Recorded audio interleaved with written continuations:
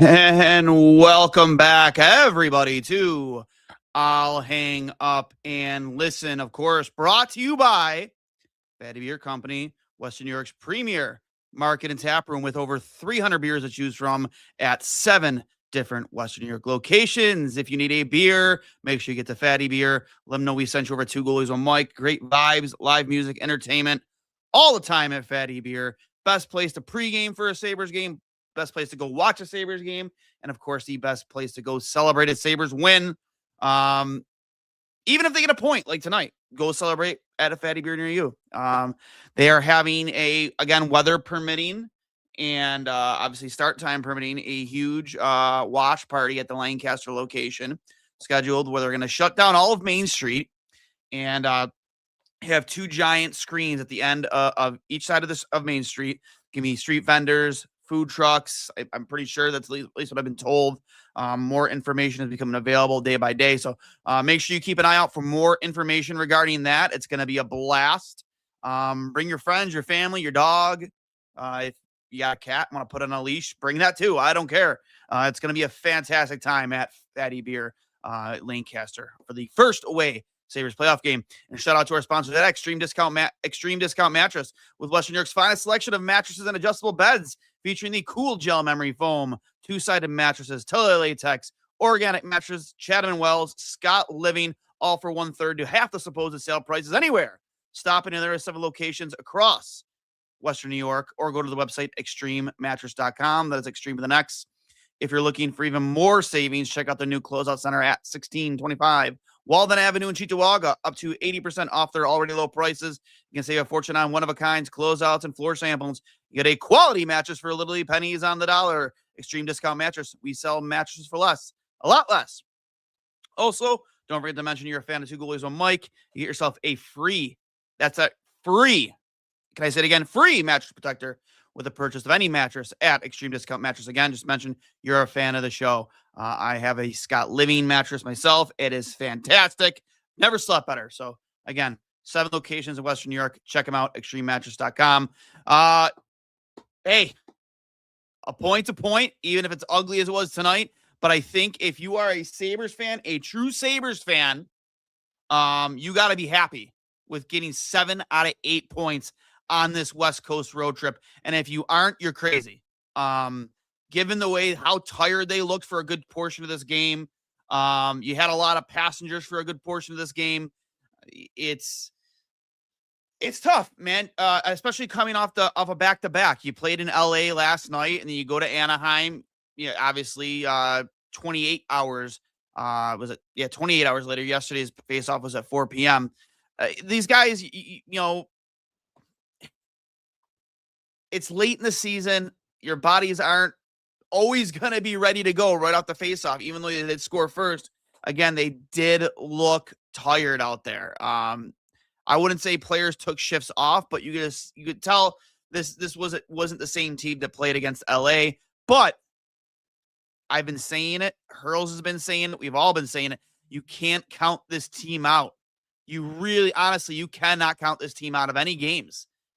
They've been in just about every single game for the past 3 months. They were down 2 going into the third period, and they fought their way back, tied the game, then took the lead. I thought, all right, that's a wrap. When they made it 4-3, and you saw how hemmed in they had the Ducks in their own end, I honestly thought, like, they're going to win this hockey game. They're going to win this hockey game. This is crazy. Like, what is this? The game's on drugs. Absolutely insane effort from this team in the third period. Incredible. How could you be unhappy with that result? I know you want to win every game, but to take 7 out of 8 points on a West Coast trip this late in the season, that's a win 10 times out of 10, without a doubt. I am extremely happy. Extremely happy with the result, the effort, and another thing I'm also very extremely about is the guests we are about to bring in for a brief interview here. Many of you may know, or some of you may not know, the St. Francis Red Raiders high school team was in the national championship tournament this weekend and went 6-0 and won the national championship. Incredible accomplishment. I got to watch some of these kids firsthand play this summer in FHL. One of the kids we're going to be interviewing along with their head coach, Nick Fatty, was, I believe, the rookie of the year for FHL this past summer, which is Ryan Werner. Again, incredible effort. I got to see some of the highlights from the championship game. I'm going to show you guys right now before we bring them in. And again, incredible accomplishment, couple of clicks for the boys. And here we go. Obviously, I'm muting the music because I have no idea if we'll get copyrighted for this. But incredible accomplishment from the boys. They're winning the championship game 6-1. 6-1. And anybody who's played competitive hockey at any high level knows, like, this is what you dream about as a kid, right? Being in situations like this, in tournaments like this. Huge shout out to the boys. Two of the guests on the show tonight, Liam Fatty and Ryan Werner, both had 2 goals and 2 assists today in the final. Jake Scholl had 3 goals total at nationals. They went 6-0. They bested the state champs of Nevada. You pull that out of there. Of Nevada, Utah, Texas, Wyoming, Texas, and Kentucky to win. The Texas team has a school district of 26,000 kids in high school to choose from, many of which play for the AAA Dallas Stars. And we're going to bring these guys in right now to join the program. Nick, can you hear me, bud? Actually, no, picked the wrong one. Nick, can you hear me, bud? I can hear you loud and clear. Can you hear me? Oh, I can hear you loud and clear, bud. Boys, can you hear me? Yeah. Let me fucking hear it, guys. Let me hear it. How pumped are you guys to be national champions? Let's hear it. Pretty You're stoked. stoked? It's a feeling of ethereal. For real. I mean, I know it's probably been how long have you guys been in the car so far? 11 hours. 11 hours. 11 hours. That's incredible. Yeah, I miss those days, man. Yeah, embrace this time while you have it. I'm 38 years old, and I would give anything to be in your shoes right now. That's why I stayed involved with hockey as much as I could, coaching-wise, after I hung up my skates and I became a washed-up beer league goalie. But listen, just appreciate this time you guys have. I got to see some of you guys play this past summer in FHL, and I was envious. I couldn't be more happy for you. Just if you guys can walk me through the road to the championship for you. Like, what was this tournament like? You know, playing outside of obviously New York, you guys are used to that, but the atmosphere. Where was this played in Minnesota? Where was it? Yeah, Minnesota. Minnesota. What was it like playing in like the capital, one of the biggest places to play for high school hockey? Well, just driving up, even into Minnetonka and Moorhead, like you instantly feel like, wow, you're here for business, you're here for hockey, you're here to win a championship. And I think right from the get-go, the boys, we were instantly locked in. As soon as you enter the state of hockey, it's just, you just get there, you know? Like, you get that mindset, you get everything starts clicking, and there was zero hiccups for our squad. We wanted it more than everybody else. We put fear into those teams' eyes, and we brought up some gold, so it all worked out in the end. That's awesome. And who was that just talking just now? This is senior forward Jake Shaw. Jake Shaw, I love it. And again, out of all the teams you guys played, who, like you said, you guys beat Texas in the final, correct? Yes. Well, I mean, were they like? Did you guys beat them twice? Yeah. We beat them once, just in the final. Okay, because Nick, when you wrote me in the comments, we're gonna bring in my co-host here, Connor Hurley, to join the program. Connor, we're on the line with the national champion St. Francis Red Raiders on an 11-hour so far drive home from Minnesota. I don't know if he can hear us. Yeah, I need some type of. We'll see if he can get it. He was actually at the game tonight in water, Anaheim. And He's walking back. Hurls, can you hear us? You hear us? Can you hear us, Hurls? You got us? I think I got you guys. Can you hear me? Yeah, I can hear you. You're all broken up. All right, you look we're like here. A cyborg. We're here. But Hurls, if you can hear me, the internet's really bad. I don't know if you can hear. All right, I'm gonna take you out. You got to get a better signal, bud. They were at the game in Anaheim tonight. Unfortunately, I can't hear a thing they're saying. But you guys won the championship 6-1. What was the biggest challenge for you guys in this tournament? Again, like who was Texas the best team you guys played, or was there any more? Who was the most difficult challenger you guys had along the way? Because I can't imagine you won every game 6-1. Our difficult challenge was probably penalties with ourselves, but team-wise, probably the team played in the semifinal from Nevada. Nevada?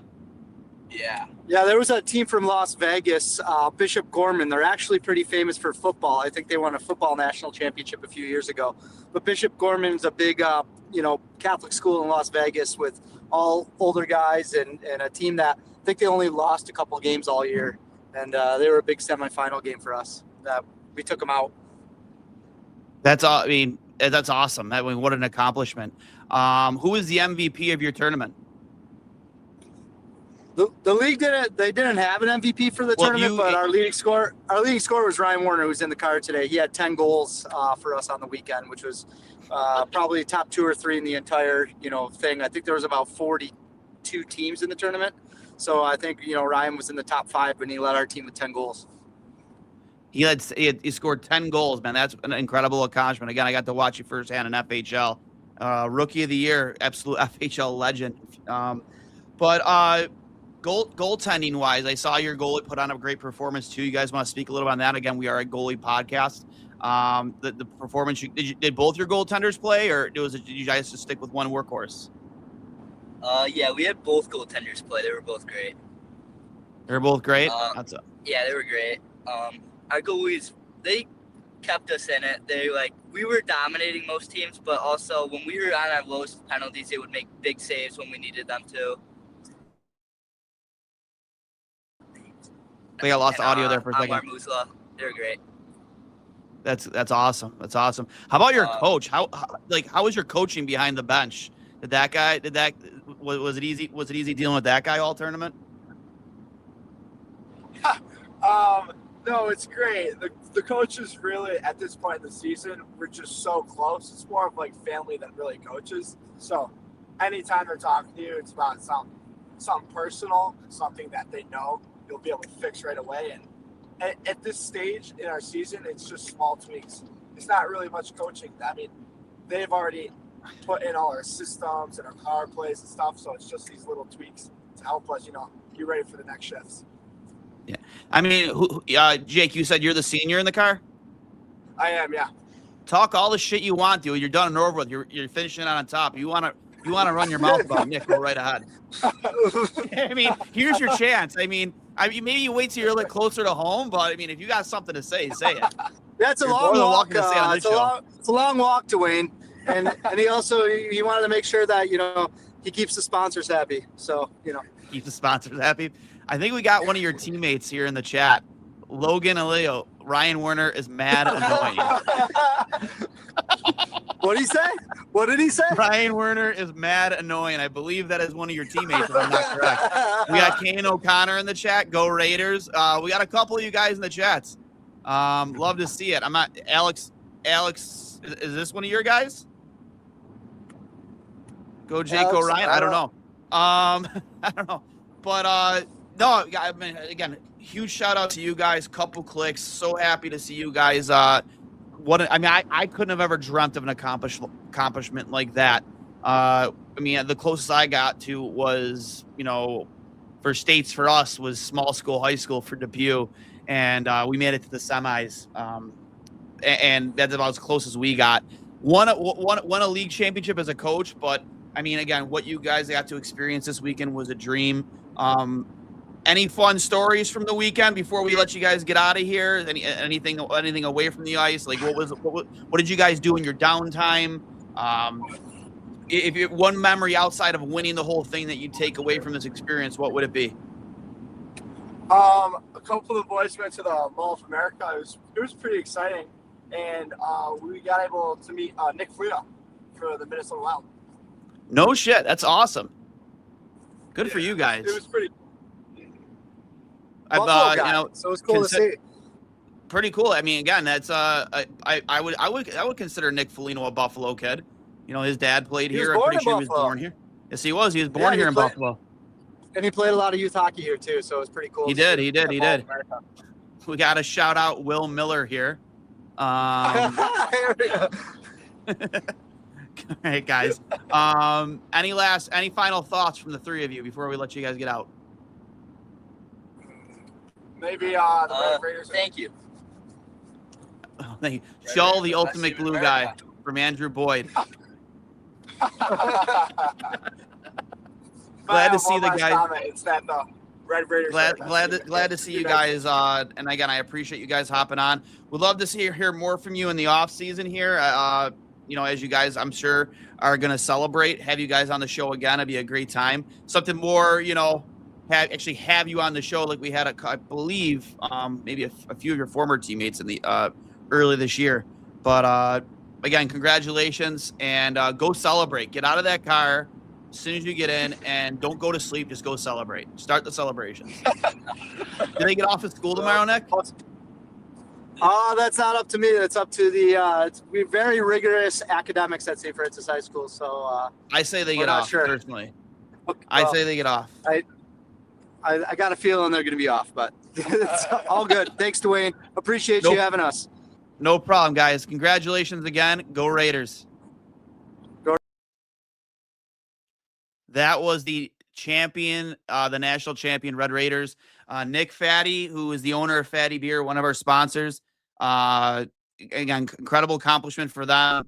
I know a lot of you are nipping at the bit to talk about this game, and I apologize, but it's not every day that you get to talk about a national championship team here in Buffalo, New York. So I had to give them their moment here on the podcast.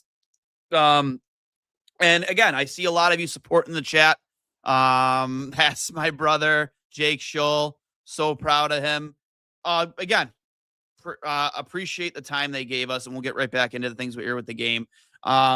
Sabres battled back, went up 1-0 early, and then they didn't get the lead again after that until the third period, after they stormed back from being down 4-2 to take a 5-4 lead. I believe it was on the goal from Zach Benson. Just incredible work in that third period to come out of this with a point. I would say, you know, out of those 5 goals in regulation, I'd say maybe Alex Lyon probably would have wanted the one back, maybe the one on Kreider. I think there was a little bit of miscommunication there between him and Darlene on how to play that. And Kreider I believe it was Kreider, just cut right in. Remember it was Seneca. It was a Kreider or Seneca, cut right in and beat him on his pad side. But here's the thing. Like, was it his greatest game? No. But in the third period, he came up with some massive saves to make sure they secured that point to get it into overtime. And again, to get 7 out of 8 points on a road trip this late in the season is absolutely incredible work by this Buffalo Sabres hockey team. This team is special. And I said it before we brought in the national champion Red Raiders. You can never count these guys out of a game. You just can't. You really can't. The second they made this 4-3, you saw how hemmed in right away. They got the Ducks in. Ducks were playing on their heels. You knew that they were going to come back and tie this. I knew. I sat there I was waiting for it to happen, and then it finally did. I wasn't happy with some of the penalties. Yeah, whether the penalties were weak calls or not penalties or penalties. Even the holding penalty on Lyon, which, yes, it was a hold, you could have got him for a slew foot too. Like, you could have taken them both because he absolutely slew-footed Lyon.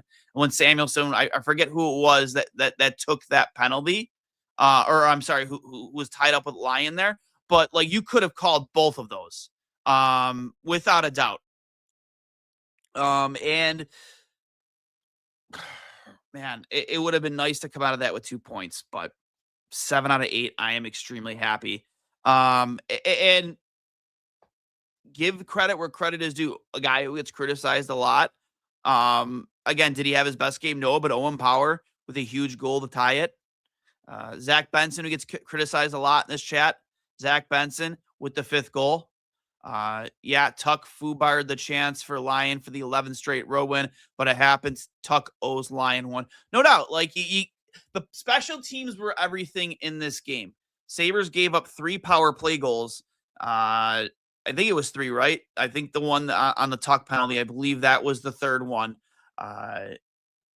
And I don't believe they did score a power play goal. At times, man, the power play looked very disconjointed. Very, very disconjointed. Duane, do you still think the Sabres are going to make the playoffs? Yeah, absolutely. They got a point. 7 out of 8 points on this road trip. I believe Columbus lost, and I'm not sure what the results of the Tampa game was, but the standings didn't really move much, but we gained a point, and that's all that matters. Do we talk about the terrible interference on Dahlin? Oh, yeah, it was egregious. It was absolutely egregious. But again, you got to try and find to keep that game from even getting to overtime, in my opinion. Again, this team was pretty tired coming in. You can tell it by the start of the game. You can kind of tell that they were kind of skating mud a little bit. They didn't have their legs underneath them. It took them a while to really get going. But that third period, in my opinion, was all about playing desperate hockey, playing with urgency, getting bodies to the net. Like, how about that pass from the behind the back from Dahlin to the front? I believe it was Benson for the go-ahead goal. But that doesn't happen unless Malenstein isn't banging away, absolutely banging away at that puck to get it to Dahlin, and Dahlin get it to Benson in front. Owen Power just throwing a puck on net, and it makes its way through and gets to the back of the net. Looks like you hear from the chat that Tampa did lose in overtime. Huge. I mean, again, they only gained a point. So really, nobody really moved much at all in this game. The line didn't move much at all. So again, I apologize for not hitting all your comments here. Let me see here. Let me pull out. I mean, you guys argue a lot in this chat. My cousin Mike there, big Ducks fan. I don't know why. Was given to me in text messages all throughout the game. Lion King will be back. You can bet. I'm going to the Boston game. I'm betting he rebounds. Listen, I think that he was it his best game tonight. No, I think he wants at least one of those goals back. But at the end of the day, man, like, all that mattered was that third period. He played mostly lights out until you gave up that power play goal late in the third, and they were able to get that into overtime. But happy to escape with that with a point. Like, not every game is going to be pretty. I think both our goaltenders, UPL and Alex Lyon, have been unbelievable for the past 2 months. On this road trip, they've been great. Even with tonight's game, I think Lyon played more than good enough for them to win. This team was tired. They had to dig deep to get themselves back into this game. Anaheim looked fresher out there to me. And again, when you're traveling as much as they have been on this West Coast trip, it's going to take a toll on your body. No doubt about it. The Ducks are an exciting team. They need better goaltending. Yeah, I thought, was it Lee Husso did not look great at all. Sabres beat Philly in the Cup final with Hasek for this is probably a side conversation in the chat. Man, so many comments here. Duane, Tampa lost in OT. Wonder if Timmins or Kessling will play Wednesday. That is a good question. At some point, you got to let them play. At some point, even with how great Metz has looked, how good Logan Stanley has looked, you got to try and keep their legs fresh in case they do get called upon come playoffs. I wouldn't be surprised if you see either Kesslering or Timmins, especially Timmins, who hasn't played in months, to get into this lineup. No doubt about it. A lot like us 3 years ago, they can't play defense. Yeah, the Ducks did look a little bit like we did 3 years ago. No doubt about it. I'm new to the chat, Duane. Can I get a shout out? Stumbled upon your show recently. I got a feeling you haven't. I I got a feeling that you have like 6 screen names in this chat. But welcome to the name Alex Puck 89. I know what you're trying to go with there. Lions saved what, like 6 breakaways? Yeah, he came up big on he came up big when called upon. Again, I'll go back to say, was it his greatest game? No, but he played good enough for them to get a win, in my opinion, and definitely played for them good enough to get at least 1 point here. So shout out to him. Very, very, very happy to come away with 7 out of 8 points. I'm going to go kick it back over to the locker room. Again, brought to you by Fatty Beer Company, Western New York's premier market and tap room with over 300 beers to choose from at 7 different Western New York locations. If you need to get a beer, make sure you get over to Fatty Beer. Let them know that 2 goalies, 1 mic sent you.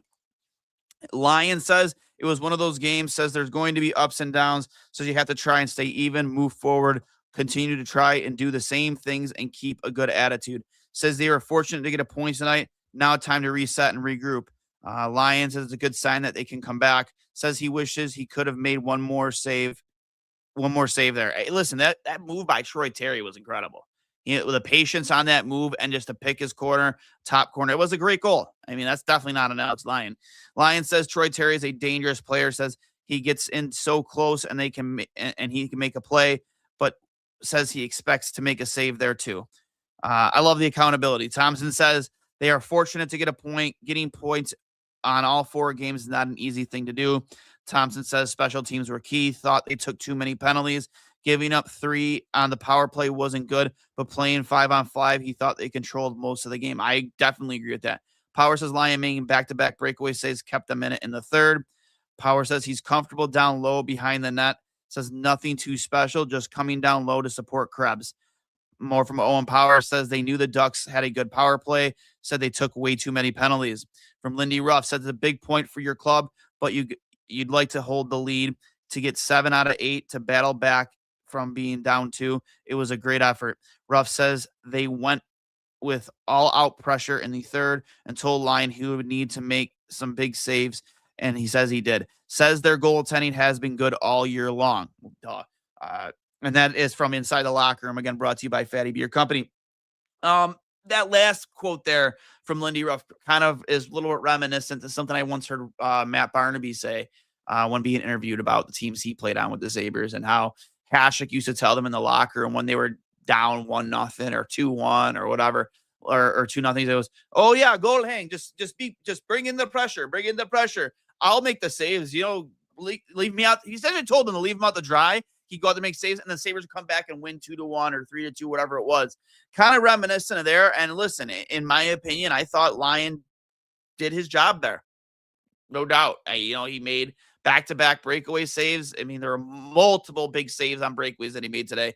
Again, I do kind of wish he would have had that one save on Kreider, but I mean, what are you going to do? Not every game is going to be perfect, and both our goaltenders have been competing at a high level, and I couldn't be happier with the performance we've gotten out of both Alex Lion and UPL. So, Barnaby, yep.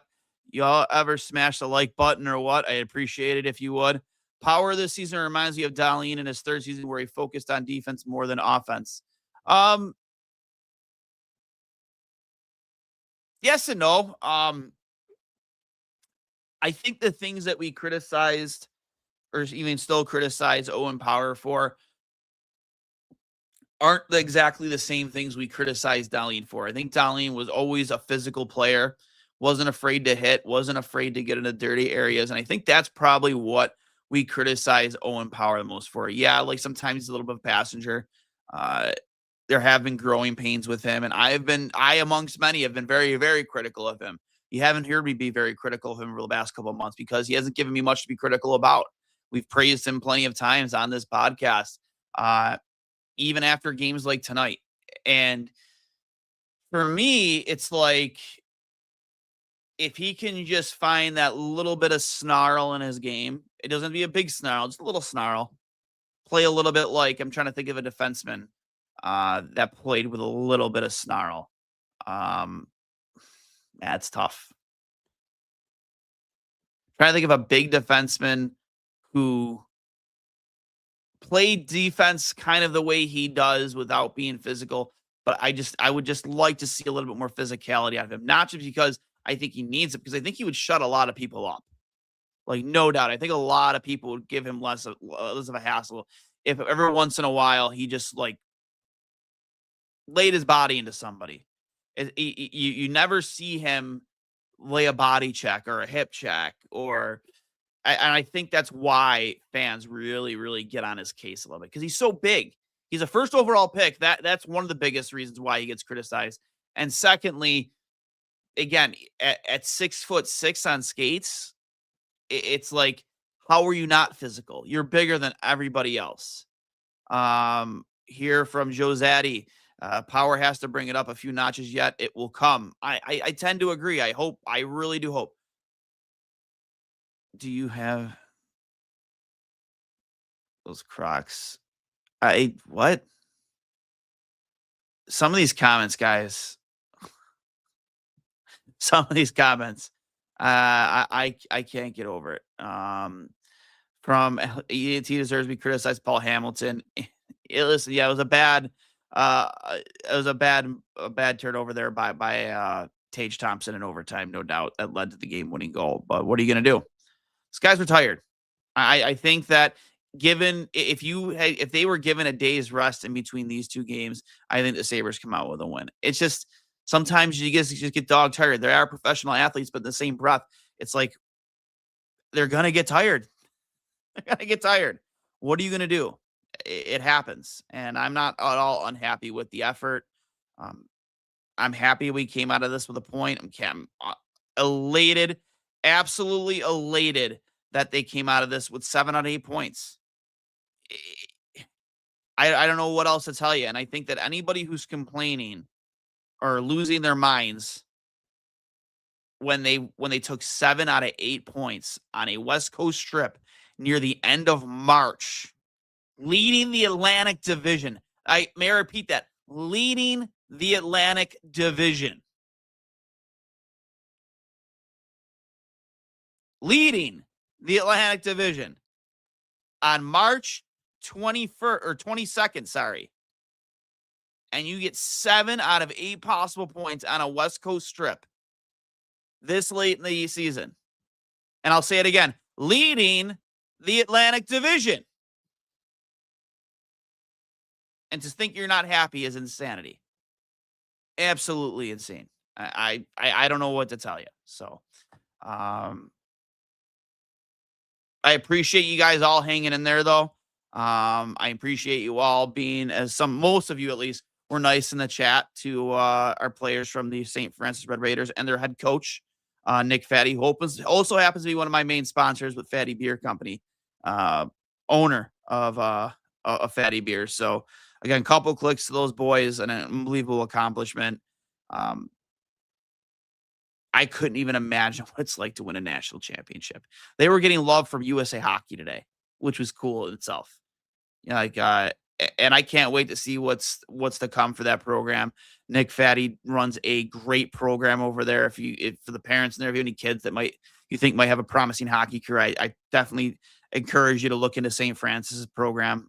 Unbelievably well coached and well run from top to bottom. Nick does a fantastic job. As you can see, he helped lead them to a national championship, beating Texas today 6-1. So incredible accomplishment for them today too. My final thoughts before we get out of here are this. Like Alex Lyon said, it's time to rest and reset, right? Rest and reset. I think we have, 11 games left in the season after this. Next game after tonight will be Wednesday. So they get Monday, Tuesday, and part of Wednesday off to reset, and then they play the Bruins back at home. Then they have the Red Wings at home on Friday. Then Saturday, a back-to-back. You have the Kraken at home. So a 4-game homestand here. Islanders at home Tuesday, March 31st. And then, let me see, how many games will that be? So 1, 2, 3, 4, 5, 6, 7, 8, 9, 10, 11. They end the season against Dallas. So 11 games left. That's 22 possible points. I look at this. I look at this remaining schedule. Honestly, there's no reason this team can't go like 9-2 the rest of the way with the way they've been playing. I really think that they could go 9-2. So, extremely encouraging with what they have left on the schedule here. Bruins, I'm going to pick them to win. Detroit, I'm going to pick them to win and deal with injuries. Kraken, they always seem to have problem with the Kraken. I believe it's with the Kraken, right? Maybe I'll say that will be one of the losses. Islanders, I'm going to predict a win. Senators is a win. Capitals is a win. I think they win against Tampa. They beat the Rangers. They beat the Blue Jackets. They beat the Blackhawks.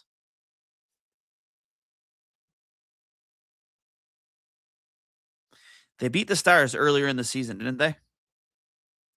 I want to say that they did, right? They beat the Stars. So, man, I think they'll go into that Stars game only having lost one game. That's a tough one to call. And another one of my questions is who's starting that game against Dallas? I guess depending on what they've clinched. Actually, no.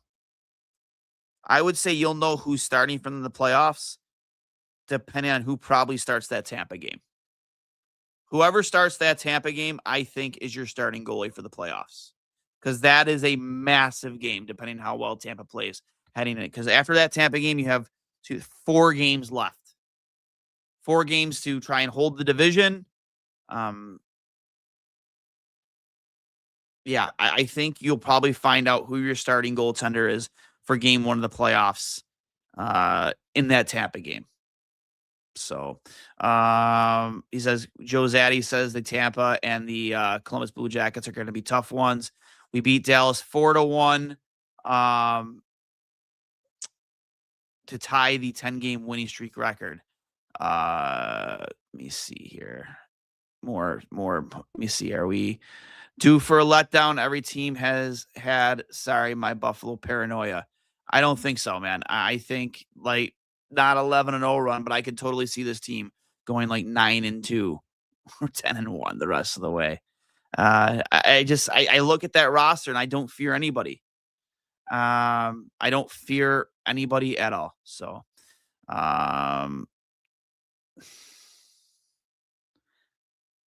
some of the comments, man, weird comments.